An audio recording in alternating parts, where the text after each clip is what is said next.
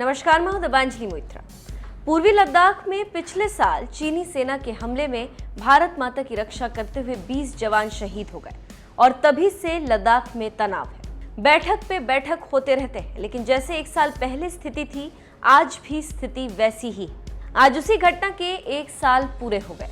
आज ही के दिन चीन की सेना ने भारत के जवानों पर हमला किया था, लेकिन भारतीय जवान पीछे नहीं हटे और डट कर उनका मुकाबला किया और चीनी सेना का भारी नुकसान किया।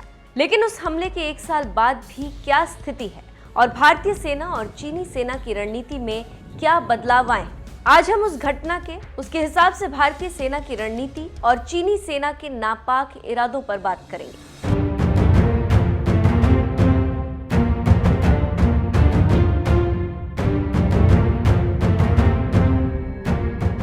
खबरों की माने तो भारतीय सेना ने पिछले एक साल में लद्दाख में चीन के साथ किसी भी लड़ाई का मुकाबला करने के लिए बेहतर तरीके से तैयार होने पर ध्यान दिया है। भारत ने सैन्य बुनियादी ढांचे को बढ़ाया है और जवानों की तैनाती 50,000 से 60,000 तक कर दी। इसके साथ ही साथ भारत ने तेजी से सुरक्षा बल जुटाने के लिए कनेक्टिविटी में सुधार के लिए बेहतर सड़कों का निर्माण करने पर जोर दिया।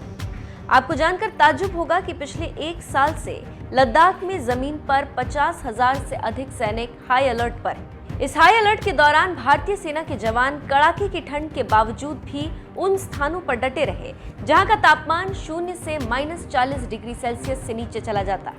आप तो ये जानते हैं कि चीन अपने किसी भी रिकॉर्ड को दुनिया के सामने नहीं लाता और जो दिखाता है वो उसके हिसाब से होता है। लेकिन विदेशी मीडिया की माने तो इस झड़प में चीन ने अपने 4 सैनिकों के मारे जाने की पुष्टि की थी।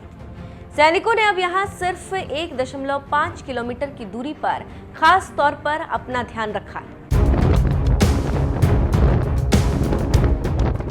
झड़प के बाद petrol point 14 no petrol zone बन गया और दोनों पक्ष 1.5 किलोमीटर पीछे हट गए, जिसके बाद ये क्षेत्र बफर जोन में बदल गया। पिछले महीने भारतीय सेना प्रमुख जनरल MM नरवणे ने कहा था कि चीनी पीपल्स लिबरेशन आर्मी की गतिविधियों पर नजर रखते हुए सेना LAC पर हाई अलर्ट पर। नरवणे ने कहा कि भारत चाहता है कि अप्रैल 2020 की जो यथास्थिति है वो बहाल हो। भारत कई बार बीजिंग को ये संदेश भेज चुका है कि भारत 2020 की स्थिति चाहता है। अगर आज की तारीख में देखें तो काफी कुछ बदल गया। पेट्रोल पॉइंट 14 तक कोई गश्त नहीं की जा रही। चीनी गतिविधियों पर नजर रखने के लिए अलग अलग निगरानी की जा रही, क्योंकि वो बड़ी संख्या में मौजूद है, जो विवादास्पद बिंदु से बहुत दूर नहीं। इसके अलावा चीन अपनी निगरानी क्षमताओं को भी बढ़ा रहा है। सूत्रों की माने तो पठारी संचालन क्षमताओं के साथ एक मानव रहित हवाई वाहन UAV विकसित किया और इसे कैलाश पर्वत श्रृंखला में भारत के साथ वास्तविक नियंत्रण रेखा पर तैनात करने की योजना बनाई। चीन ने LAC के 3 क्षेत्रों पश्चिमी लद्दाख, मध्य उत्तराखंड, हिमाचल और पूर्वी सिक्किम, अरुणाचल में सैनिकों, तोपखाने और अन्य युद्धक सामग्री को भी बढ़ाया। आग दोनों तरफ लगी। दोनों देश एक दूसरे को कमतर नहीं आंक रहे।